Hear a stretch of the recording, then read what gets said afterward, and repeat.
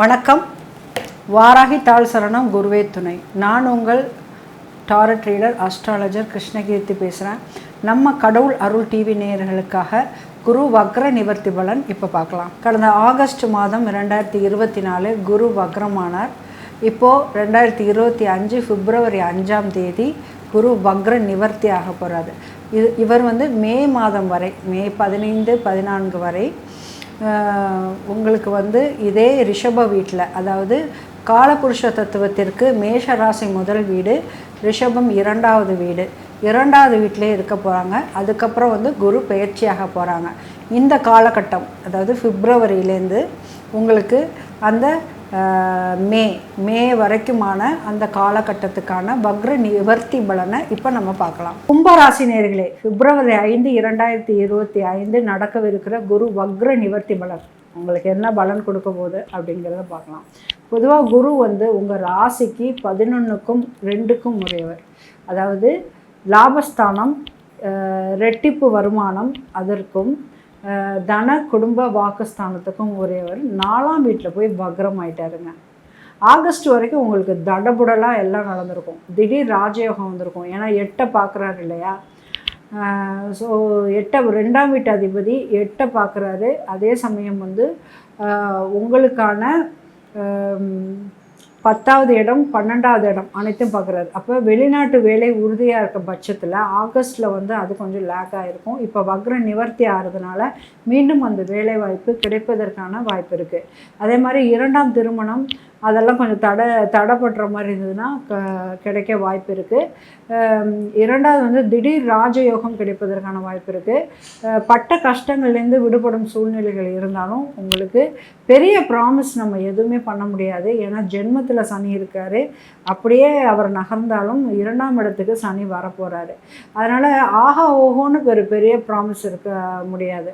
ஏன்னா சனி பகவான் கொடுக்கும்போது தான் எவரும் தடுக்க மாட்டாங்க.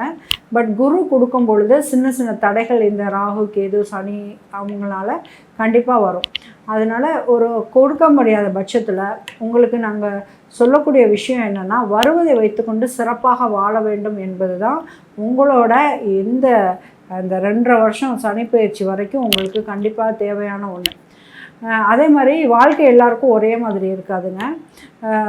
இந்த ஒவ்வொரு நட்சத்திர நகர்வுக்கும் சரி, கோச்சார நகர்வுக்கும் சரி, இந்த குரு வக்ரம் நிவர்த்தி, அதே மாதிரி சனி வக்ரம், அதுக்கும் ஒவ்வொரு மேடு பள்ளங்கள்லும் உங்களுக்கான ப்ளஸ்ஸஸை அப்பப்போ கடவுள் கொடுத்துக்கிட்டே இருப்பார். நீங்கள் எவ்வளோ தூரம் கர்மாவை சேர்த்துக்காமல் இருக்கீங்க பட்சத்தில், உங்கள் எண்ணங்களில் எவ்வளோ தூரம் நீங்கள் உயர்வாக இருக்கீங்களோ அவ்வளோ தூரம் உங்களை உயர்த்தி காட்டுவதற்கு. ஏன்னா நீங்கள் காலபுருஷ தத்துவத்திற்கு 11ஆம் இடம், 11ஆம் இடம் மிக சிறப்பான இடம். 10ஆம் இடமும் சனி பகவான் தான், 11ஆம் இடமும் சனி பகவான் தான்.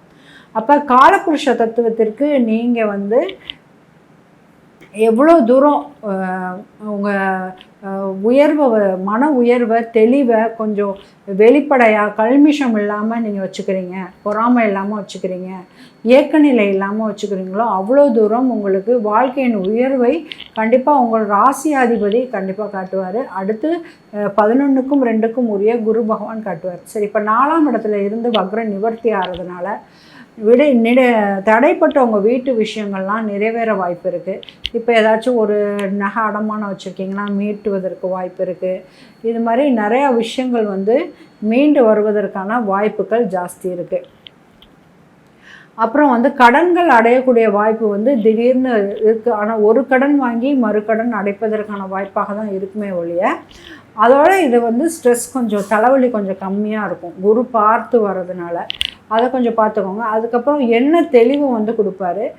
2வது இன்னொரு பிஸ்னஸ் ஆரம்பிக்கக்கூடிய உத்வேகத்தை, இன்னொரு வேலை பார்க்கக்கூடிய உத்வேகத்தை, குடும்பத்தோட மனைவியோடு சேர்ந்து பொருளாதார உயர்த்துவதற்கான உத்வேகத்தை கண்டிப்பாக குரு கொடுப்பாரு.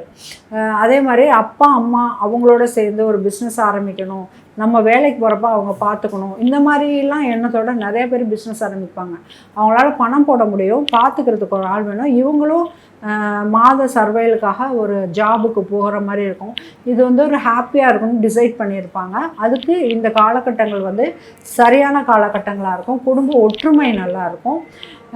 ரெண்டாவது வந்து வண்டி வாகனம் வாங்குவதற்கு, ஒருவேளை வண்டி வாங்கணும் சீரமைப்பதற்கு, தனம், குடும்பம், வாக்கு கொடுத்த வாக்கை நிறைவேற்றுவதற்கு, மகிழ்ச்சியான ஒரு ட்ரிப்பு போயிட்டு வர்றதுக்கு, உடல் ஆரோக்கியத்தை மேம்படுத்துவதற்கு, இதுக்கெல்லாம் குரு வந்து நல்லா ஒத்துழைப்பார். வேறு எதுக்கு மாட்டார் அப்படின்னா, மிகப்பெரிய ஒரு கடனை அடைப்பது, மிகப்பெரிய ஒரு மேஜிக்கலான மூமெண்ட்டை எடுத்து கொடுக்குறது, இதெல்லாம் வந்து உங்களுக்கு கொஞ்சம் கம்மியாக தான் இருக்கும். ஸோ நன்றி கும்பராசி நேயர்களே. கடவுள் அருள் டிவியை பார்த்தமைக்கு நன்றிகள். மேலும் இது போன்ற தகவல்களை தெரிந்து கொள்ள கடவுள் அருள் டிவியை சப்ஸ்கிரைப் செய்யுங்கள். மறக்காமல் பெல் ஐக்கானை கிளிக் செய்யுங்கள்.